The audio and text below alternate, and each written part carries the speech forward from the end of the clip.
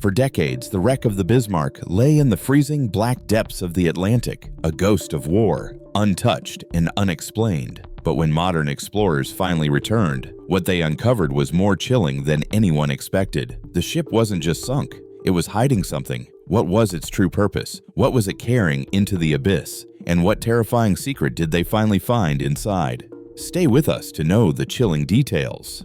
The rise of the giant.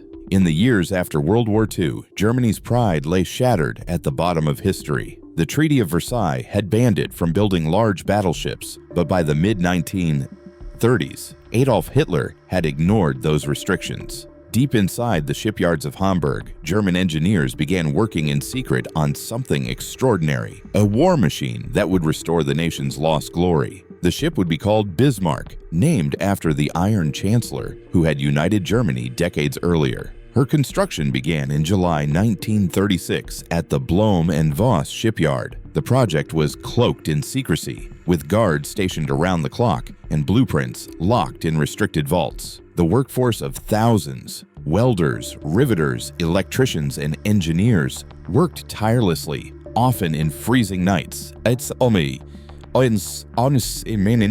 Assembling the most advanced warship the world had ever seen. Bismarck's design pushed the limits of naval technology. She was nearly 823 feet long and displaced over 50,000 tons when fully loaded. Her hull was crafted from layers of hardened Krupp steel, thick enough to shrug off direct hits from most shells. Inside, she carried watertight compartments and double bulkheads to keep her afloat even when damaged. Her engines could drive her at more than 30 knots, an incredible speed for a ship of her size. The ship's heart was her main battery, 8 massive 15-inch guns mounted in 4 twin turrets. Each could hurl a 800-pound shell over 20 miles. Her secondary guns, anti-aircraft cannons, and torpedo defenses made her a floating fortress. The bridge was layered with steel walls and topped with advanced radar and rangefinders, giving her the ability to see and strike before the enemy even spotted her. Below deck, the ship was a small city. Kitchens could feed over 2,000 men. Generators powered lighting,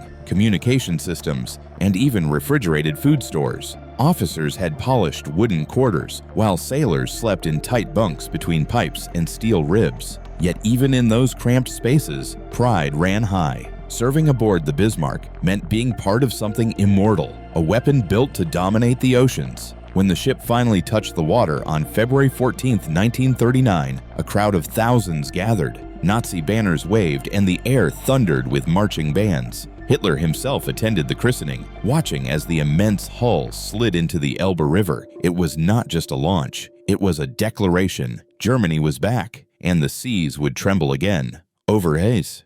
The next year, crews fine-tuned every system, ran endless drills, and prepared for war. The Bismarck's commander, Captain Ernst Lindemann, was known for his precision and calm authority. He believed his ship was invincible, but history had other plans. By May 1941, orders came from Berlin. The Bismarck would sail into the Atlantic to hunt Allied convoys. Her mission was to strangle Britain's lifelines and crush its spirit. As she departed under the cold northern sky, her massive engines rumbled like thunder. Few aboard could imagine that this proud masterpiece of steel and power was heading toward its own doom. Within days of leaving port, the world's most powerful warship would meet her first enemy, and one fiery blast would change naval warfare forever. The final voyage was about to begin. The last voyage begins. When the Bismarck finally left port on May 19, 1941, the entire German Navy watched with a mix of pride and fear. She was escorted by the heavy cruiser Prinz Eugen, and together they slipped quietly into the icy waters of the Baltic before heading toward the North Atlantic. The mission was simple on paper, to break into the Atlantic and destroy Allied convoys supplying Britain. But in truth, it was far more dangerous than anyone dared to admit. The world was at war, and the seas were Britain's lifeline. The Bismarck's task wasn't just to sink ships, it was to strike at Britain's very survival. Admiral Gunther Lütjens, a veteran sailor known for his stoicism, commanded the operation. He understood the risks, yet he believed the Bismarck could outrun or outgun anything the British had. Confidence filled the crew as they sailed through the Danish Straits, their new home now a floating fortress of steel and echoing footsteps.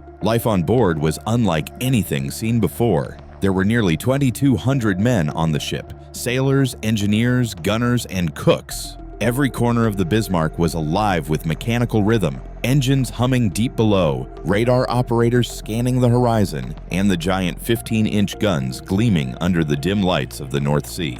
Food was scarce, the air was cold, and the tension was always thick. Yet morale was high. The sailors believed they were serving aboard a legend. But the voyage didn't go unnoticed. British reconnaissance aircraft had been watching German ports for weeks, waiting for any sign of movement. The Royal Navy's intelligence picked up radio chatter hinting at something massive. When the shadow of Bismarck was finally spotted slicing through the gray waters near Norway, Britain went into full alert. Prime Minister Winston Churchill himself gave the order that would echo through history: sink the Bismarck.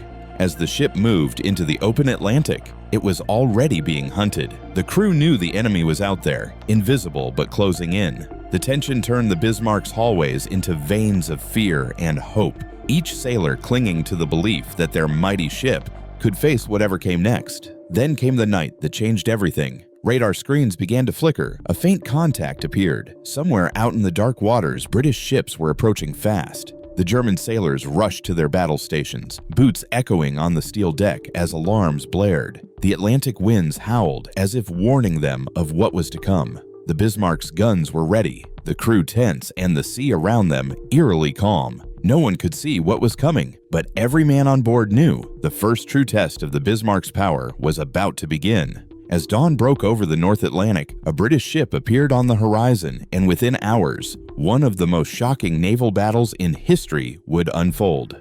Hunting the Slayer. The morning of May 24, 1941, dawned gray and cold. Mist rolled across the Atlantic as the Bismarck and Prince Eugen cut through the waves. On the distant horizon, faint silhouettes began to emerge. Two British warships, HMS Hood and HMS Prince of Wales. Both sides spotted each other almost simultaneously, and for a moment there was silence. Then came the order that would change naval history forever: open fire. The Bismarck's massive guns roared to life. Each shell weighed nearly a ton and left the barrels with a force so strong it shook the entire ship. The sea erupted around the British vessels as geysers of water shot high into the air. The Hood, pride of the Royal Navy, answered with her own thunderous volleys. For minutes, the ocean became a battlefield of smoke, fire, and steel. Then, at 6:01 a.m., fate struck. One of Bismarck's shells pierced the Hood's thin deck armor and detonated near its rear ammunition magazine.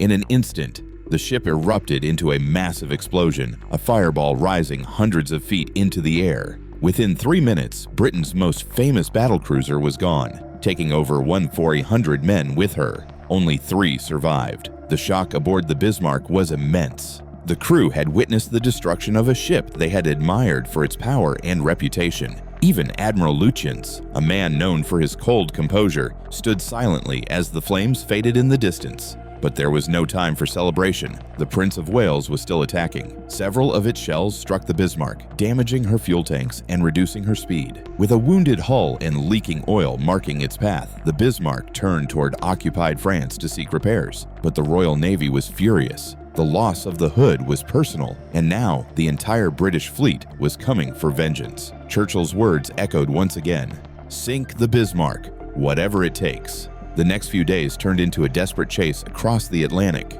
British ships, aircraft, and submarines closed in from every direction, guided by the slick trail of oil the Bismarck left behind. The crew worked tirelessly to patch the damage, but the leaks worsened. Below deck, the smell of oil and fear hung in the air. On May 26th, a sudden sound shattered the tense silence: the whine of aircraft engines overhead. The British had found them again, and this time the sky itself would become their enemy. Fire, fury, and the fall.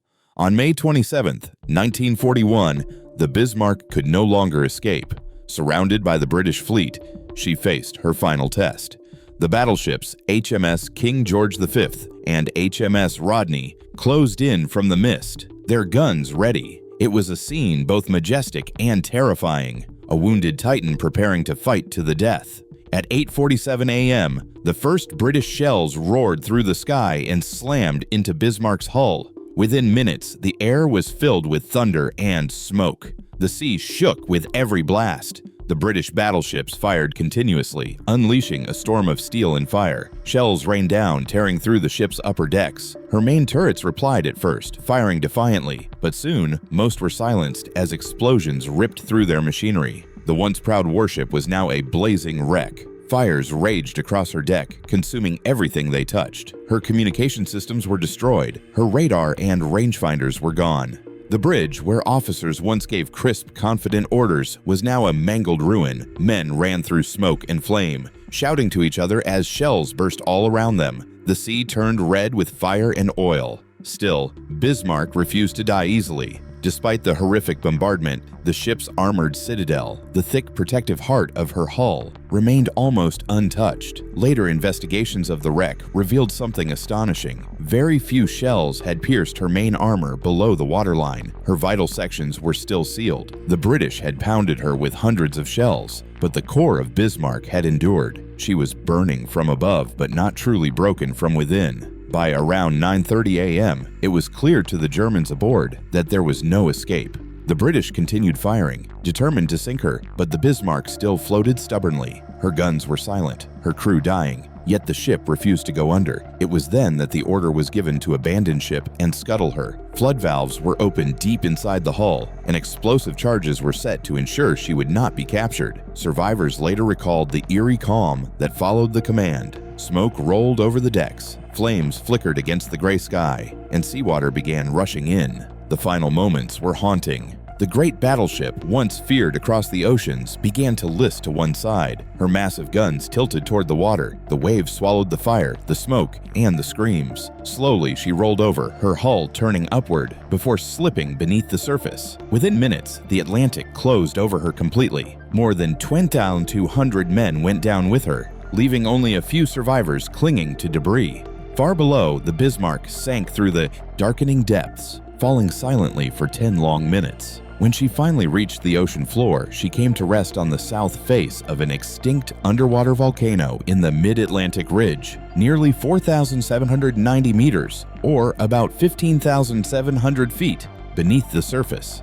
The pressure at that depth is unimaginable, enough to crush steel and silence all sound. Yet somehow, the ship endured, settling upright on the slope like a monument to both power and loss. But her descent had not been peaceful. As she fell, she struck the sloping flank of the ancient volcano, scraping and crashing against the seabed. The impact unleashed a landslide of soft sediment, a cloud of silt and rock that carried the ship further down the slope before she finally stopped. The movement scattered debris across the ocean floor, forming a vast graveyard of twisted metal, broken parts, and lost memories. The Bismarck was gone, but her mystery had just begun.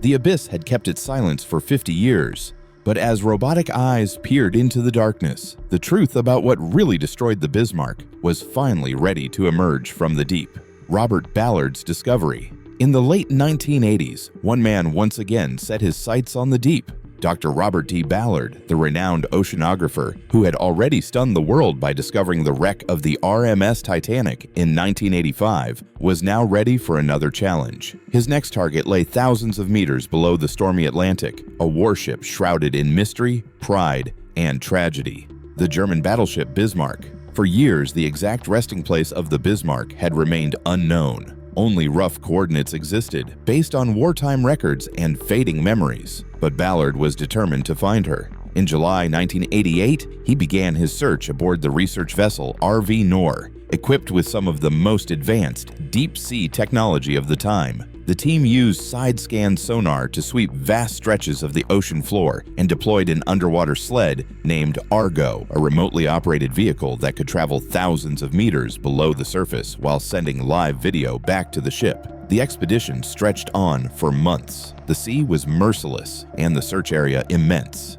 Then, on 8th June 1989, after weeks of patience and precision, the sonar screens flickered. The instruments began to pick up strange shapes and hard surfaces rising from the seabed, anomalies that did not belong in the smooth sediment of the mid-Atlantic ridge. As Argo's cameras descended into the darkness, the team on board RV Nor watched in silence. Slowly, a massive structure came into view, then another, and another. It was unmistakable. The towering hull, the giant gun turrets, the unmistakable form of a battleship. The Bismarck had been found. After nearly half a century beneath the waves, she stood upright on the ocean floor, her silhouette still commanding and grim. The discovery was both thrilling and eerie. As the cameras glided past her deck, Ballard and his team saw that the hull was nearly intact.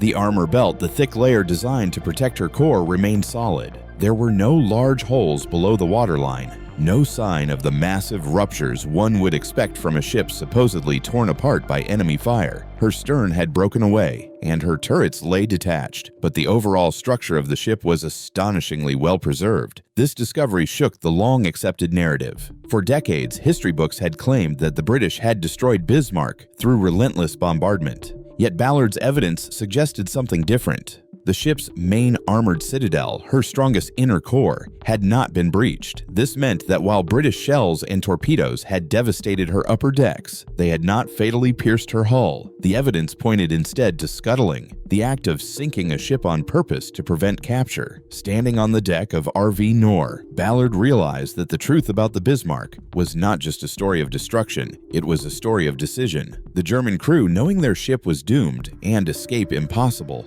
may have chosen to end her themselves. The wreck told a story not of total defeat, but of grim resolve. What it means and why it's terrifying. By the dawn of the new millennium, the mysteries of the Bismarck had not faded, they had only deepened. Technology had evolved, and with it came a new era of exploration. Beginning in 2001, powerful, remotely operated vehicles and deep-sea submersibles descended once again into the Atlantic's cold, eternal darkness. These were not the grainy cameras of the 1980s, but advanced machines capable of capturing millimeter-precise imagery of the hull in every curve of the wreck. What they revealed was both breathtaking and haunting. The first views showed an eerie, frozen stillness. The decks were astonishingly well preserved, with sections of the original teak planking still visible, despite more than 60 years under crushing pressure and total darkness. The sea had kept her secrets well. As the cameras moved along her hull, beams of artificial light illuminated details no human had seen since 1941. The railings, twisted ladders, and gun mounts lying where they had fallen. It was as if time itself had stopped. Then came the discoveries that unsettled even seasoned explorers. Deep inside the ship, one sealed doorway was found locked from the inside, its edges still tight, despite decades underwater. Near it,